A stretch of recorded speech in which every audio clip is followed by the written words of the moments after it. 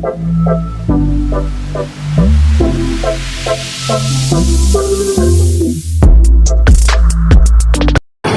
selamat sore Kak.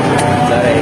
Perkenalkan, aku Stefani Ketika Putri atau disingkat juga Stefani dari Prodi Pendidikan Bahasa dan Sastra Indonesia. Dan juga ada teman aku Tasya Rahma dari Prodi Pendidikan Bahasa dan Sastra Indonesia juga, biasa dipanggil juga Tasya. Nah di sini mohon maaf kita mengambil waktunya sedikit. Kita mau bikin podcast bincang-bincang santai aja sama Kak Andiko biar tahu lebih lagi sama Kak Andiko untuk memenuhi tugas mata kuliah kita itu keterampilan berbicara interpersonal. Mungkin sebelumnya boleh perkenalan diri dulu dari Kak Andiko, memperkenalkan dirinya secara singkat. Halo, nama saya Andiko Nanda Fadila. Biasa dipanggil Andiko dari Prodi Pendidikan Sosiologi Fakultas Ilmu Sosial Angkatan 2019. Oke, salam kenal ya Kak. Oke, nah di sini kita mau bertanya nih, bincang-bincang sedikit sama Kak Andiko gitu. Pertama-tama mau nanya dulu gimana kabarnya dan apa nih kesibukan akhir-akhir ini yang lagi dilakuin. Oke, terima kasih. Kabar saya sekarang baik. Kabar kalian gimana, baik katanya? Oke, saat ini saya lagi sibuk PKM. PKM itu kepanjangan dari praktik keterampilan mengajar atau singkatnya magang ngajar karena saya prodi pendidikan. Saya ngajar di SMA 31, ngajar tentunya pelajaran sosiologi. Selain itu, saya juga sedang melatih ekstrakurikuler debat di SMA 36 Jakarta. Berarti selain melakukan magang, tapi ada juga yang sampingannya tuh jadi pelatih ekstrakurikuler begitu, debat nasional gitu kan. Berarti aktif, selain aktif magang ada kesibukan lain ya yang lagi jalanin. Ya mungkin ada pertanyaan dari Tasya. Aku mau nanya juga nih sedikit. Yang aku tahu nih kan Kak Andiko ini juga banyak yang menggelar kompetisi debat ya. Nah, boleh diceritain nggak sih Kak sedikit pengalamannya yang paling berkesan? Pengalaman paling berkesan selama ikut kompetisi debat adalah ketika kalah. Justru bukan ketika menang. Karena saya itu ikut kompetisi debat dari semester awal. Dari semester 2 kalau nggak salah. Pertama-tama saya itu merasa kehidupan saya dari SMA terus sampai kuliah awal kok cuma berputar di organisasi aja, dan organisasi itu membuat saya cuma akhir dalam menyelenggarakan acara. Kayak oke, saya jago dalam menyelenggarakan acara, saya jago membuat rundown, saya jago membuat tema acara, saya jago dalam menjadi moderator dan lain sebagainya macamnya, tapi saya tuh nggak mendapatkan kepuasan yang lebih di situ. Dan akhirnya saya merasa bosan gitu. Saya pengen memperlebar zona nyaman. Selama ini saya cari-cari, oh iya saya tuh kok belum dapat juara, belum dapat prestasi selama ini. Akhirnya saya ikutlah nyemplung ke lomba debat. Kirain saya ikut lomba debat itu semulus dan segampang itu untuk meraih juara. Ternyata enggak. Kenapa saya berasumsi kayak gitu? Karena debat itu kan tim, dan saya terdiri dari diapit oleh 2 cutting, dan 2 cutting ini adalah 2 orang yang berpengalaman dalam debat. Saya kira wah saya masih junior, saya pasti digendong dong sama mereka. Ternyata enggak. Ternyata beban saya dan beban mereka itu sama, pundaknya itu sama. Saya tidak lebih ringan karena saya junior, dan mereka tidak lebih berat karena mereka senior, melainkan kita sama rata. Dan karena saya masih junior dan asumsi saya salah, akhirnya kita tidak semulus itu jalan meraih kemenangan pertama. Akhirnya mungkin kita mengalami banyak sekali kekalahan. Kalau dijabarkan kekalahan saya itu, saya mulai ikut lomba dari Januari dan saya saya lomba selama hampir setiap Sabtu dan Minggu dari Januari sampai September, dan itu belum dapat juara. Sampai saat itu saya mikir, ini mungkin saya dikandung di dalam dikandung karena kalau dikandung dalam kehamilan mungkin selama 9 bulan, dan saya 9 bulan tuh merasa kalah. Mungkin saya ini dikandung kenyataan ikut lomba debat tuh sesulit itu. Tapi ya nggak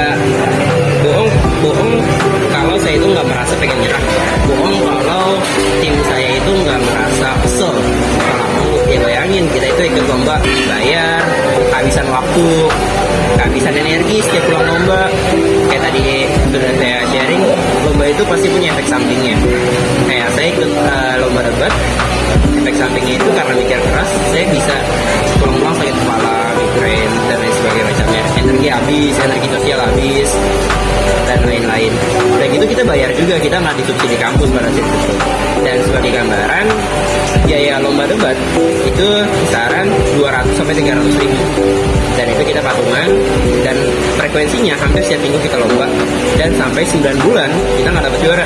Jadi kita tuh bertanya-tanya, ini kok kita nggak dapat return of investment atau balik modal lah.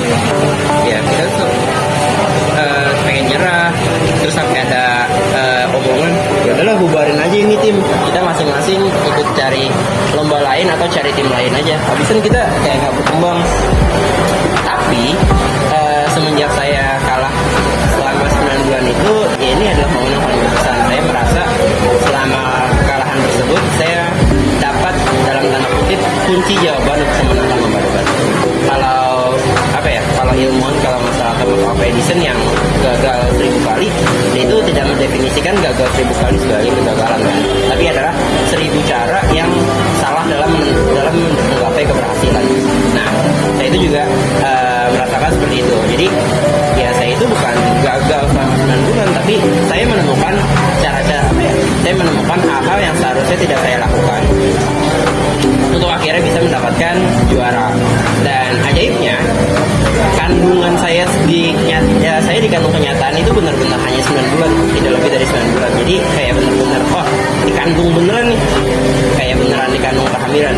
Dan akhirnya pada bulan ke-10 atau bulan ke-10 September pertengahan itu saya udah mulai dapat juara. Wah, akhirnya pecah telur. Terus frekuensi kita ikut lomba itu nggak berkurang. Hampir 1 minggu kita ikut lomba, dan sampai akhir tahun kita dapat juara. Dan kayak ibaratnya disapu bersih lah lomba-lomba setelah akhir tahun. Seperti itu. Itu baik banget ya Kak dikali punya, tapi Kak Nanda ini bangkit terus ya. Ya. Jadi kuncinya itu tadi kalau aku bisa simpulin ya, konsisten, terus ada harga yang harus dibayar, Ya. dan juga jangan patah semangat, terus mencoba, karena harus kayak nanti belum ada timingnya kan, ada waktunya Ya. pasti kan nanti. Terus juga mau nanya lagi nih tentang yang kita ketahui kan, Kak Andiko ini kan salah satu mawapres dari Fakultas Ilmu Sosial ya. Terus mungkin boleh dijelasin Kak sedikit sebelumnya apa sih itu mawapres dan bagaimana pelaksanaan dan persiapan gitu buat jadi mawapres? Oke, jadi sesuai namanya mawapres, mahasiswa berprestasi. Berarti ini adalah ajang dari orang-orang yang sudah punya prestasi, terus dilombain dalam satu lomba. Nih, dari orang-orang yang banyak prestasi, siapa yang paling berprestasi dari yang udah banyak prestasinya? Nah, itu adalah ajang mawapres. Mawapres ini terdiri dari beberapa tingkat. Sebenarnya ada jadi mawapres ini adalah lomba resmi yang dilaksanakan oleh Kemendikbud melalui divisi Pusat Prestasi Nasional. Jadi Kemendikbud punya subdivisi namanya Pusat Prestasi Nasional. Pusat Prestasi Nasional ini melaksanakan beberapa lomba. Salah satunya adalah mawapres tingkat nasional.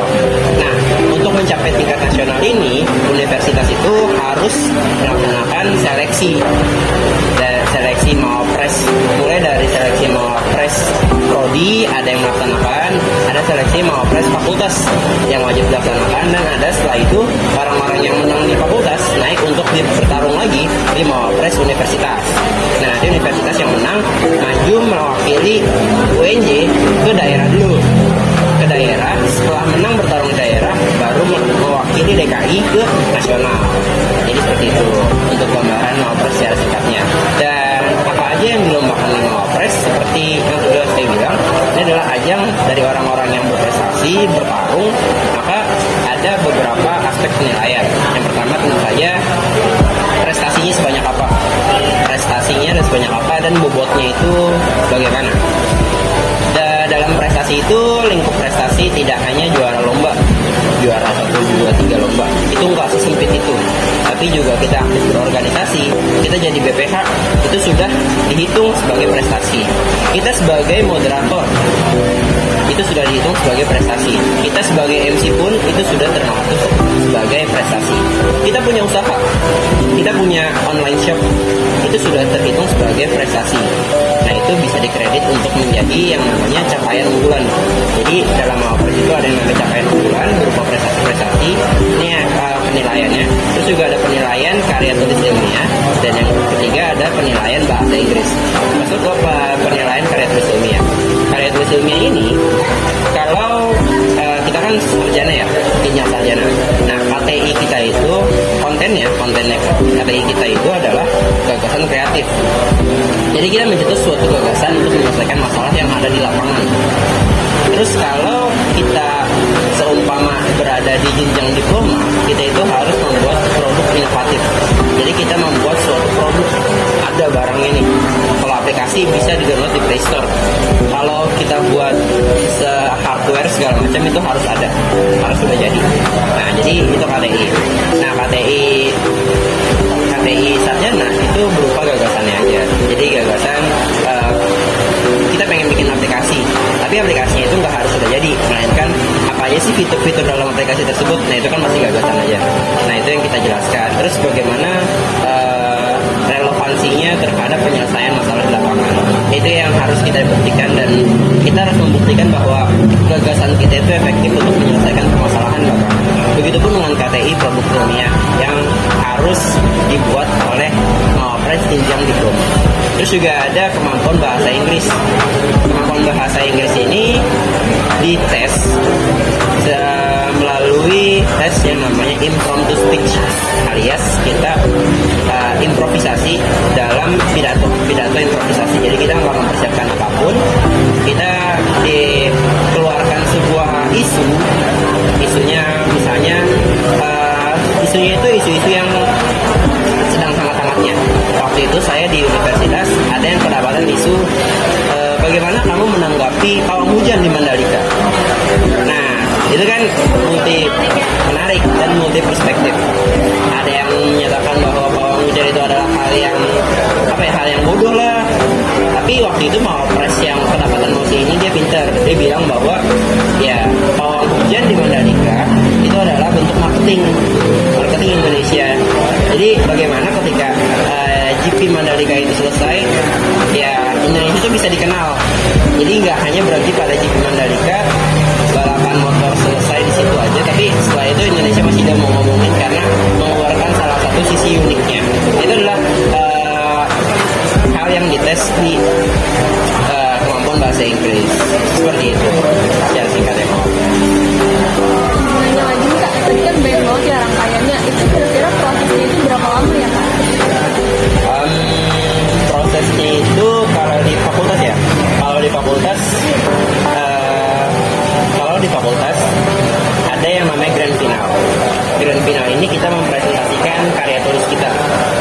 Nah, sebelum grand final kita ini diasah, digodok, yang namanya ada sekolah Mawapres. Nah, sekolah Mawapres ini dalam fakultasnya itu beda-beda tergantung kebijakan fakultas.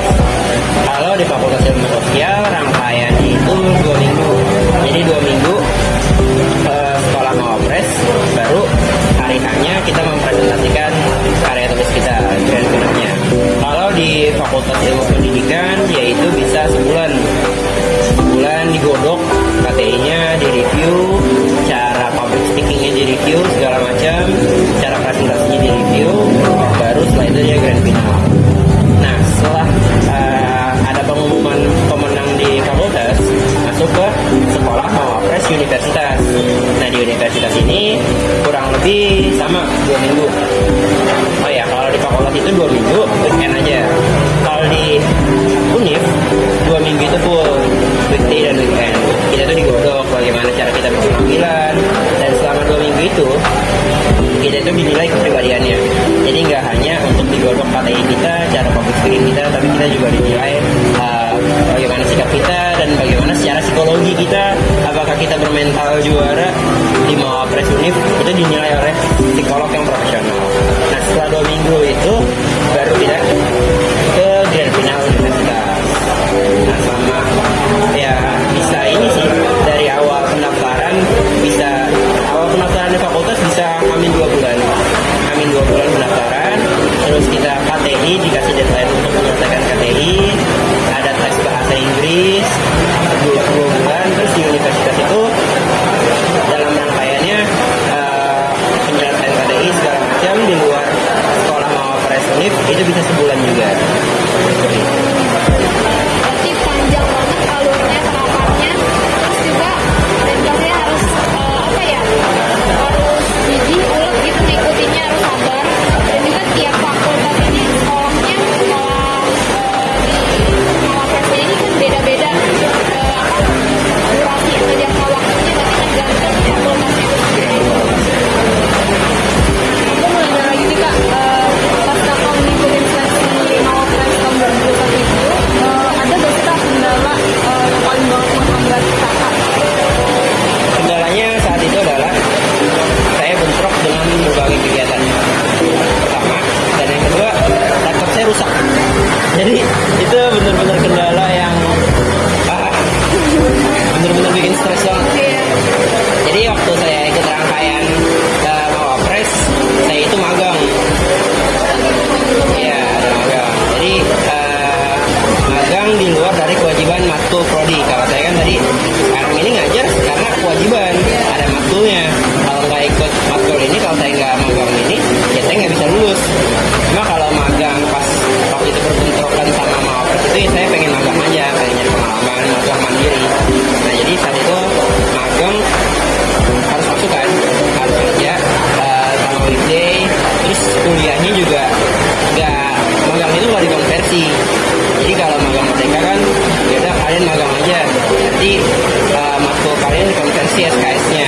Nah kalau saya enggak, jadi harus magang, harus kuliah secara online,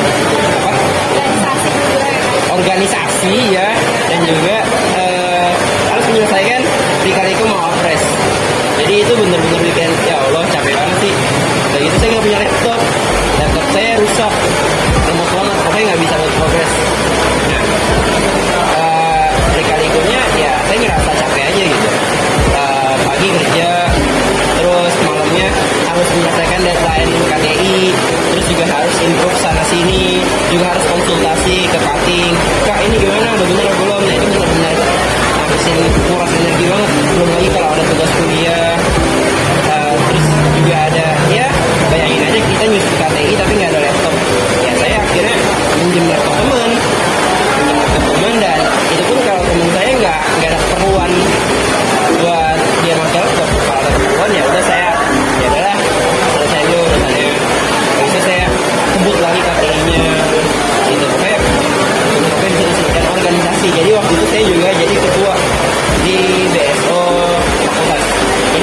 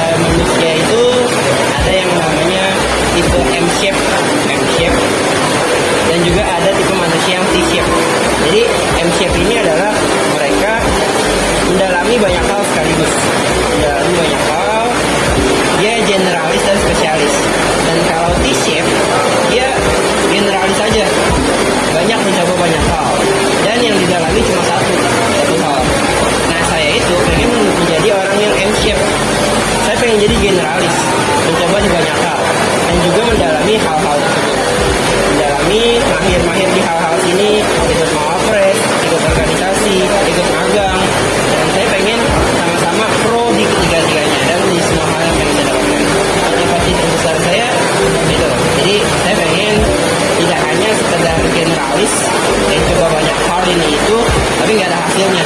Itu pengen coba banyak hal dan ada hasilnya. Dan untuk mempertahankan hal tersebut, yaitu mensiasatinya dengan punya circle tersendiri yang berprestasi. Jadi saya itu apa ya, dalam kuliah saya ada circle yang cuma buat melepas stres, circle nongkrong-nongkrong, tapi juga ada circle yang sama-sama ada semangat buat berprestasi. Saya punya tim debat, saya punya adik-adik yang selalu ngajakin saya ikut lomba. Bang, ayo dong ikut lomba sama gue pengen tahu nih perasaan apa rasanya pengalamannya lomba sama lu, gue pengen dong dapat juara juga. Nah, hal-hal tersebut yang membuat saya itu semangatnya tetap ada buat terus berprestasi. Terus juga ada adik-adik yang minta bimbingan, bang coba koreksi tulisan gue, menurut lo esai gue udah bagus atau belum. Nah, hal-hal tersebut yang membuat saya belajar lagi dan mempertahankan prestasi lagi. Dan juga ada relasi-relasi yang kak ayo dong ikut lomba bareng sama gue, mau nggak? Nah, jadi saya merasa circle berprestasi tersebutlah yang menjaga motivasi saya tetap ada untuk terus mempertahankan dan melebarkan prestasi. Seperti itu. Berarti nggak mau jadi sama seperti orang lainnya yang mencoba banyak hal tapi cuma satu doang yang dikuasai gitu Ya. kan. Tapi pengen coba banyak hal tapi bisa jadi spesialisnya juga Ya, gitu. spesialis juga. Dan juga pasti lingkungan dari circle mempengaruhi banget, jadi harus kita pintar-pintar dari circle mana Ya. gitu. Tadi kan udah ngomongin motivasi nih kak, pasti kan anak muda kayak belum apa-apa udah overthinking duluan, belum apa-apa udah insecure. Nah itu kan pasti kakak juga pernah ngerasain itu dong. Nah gimana cara kakak ngatasin itu sih? Oke, saya pengen berangkat dari filosofi stoicism. Ada yang udah pernah dengar? Filosofi stoikisme. Jadi referensi saya untuk mendapatkan filosofi tersebut adalah buku Filosofi Teras namanya. Nah, jadi dalam saya bohong kalau saya nggak pernah overthinking, bohong kalau saya sampai nggak bisa tidur karena saya nggak pernah nggak bisa tidur karena overthinking, bohong gitu.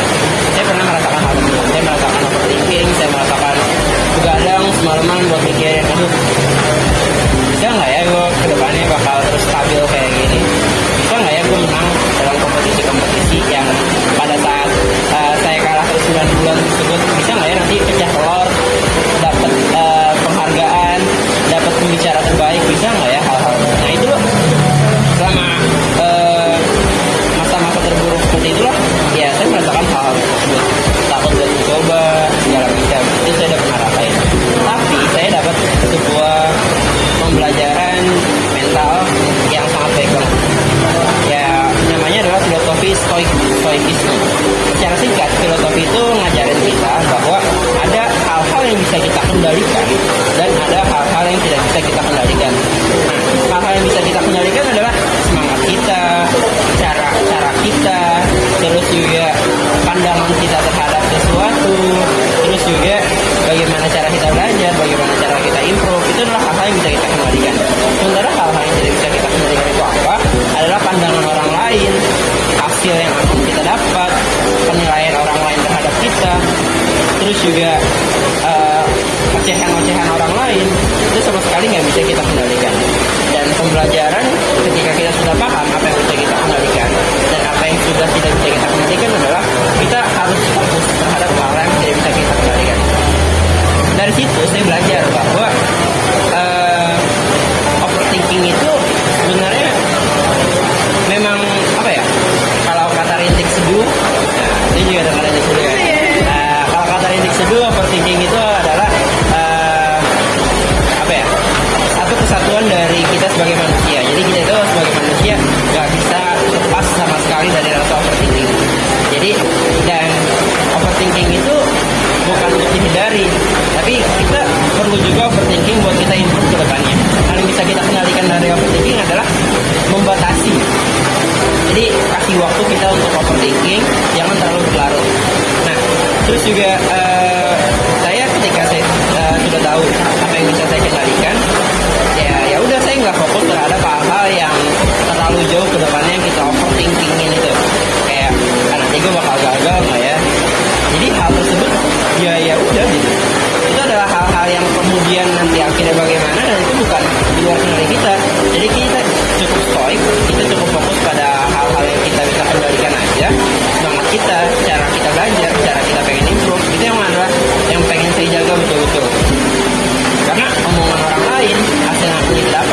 itu sama sekali bukan dalam kendali kita. Jadi dari situ itu motivasi saya juga. Jadi ya itu cara saya untuk memanajemen stres juga. Dan saya juga ada buku bagus namanya judulnya Atomic Habits. Atomic Habits adalah buku yang menjelaskan bahwa kita itu bisa mencapai habits kita, perilaku kita yang utamakan itu terbentuk dari kegiatan-kegiatan kecil yang bahkan cuma 1% setiap harinya.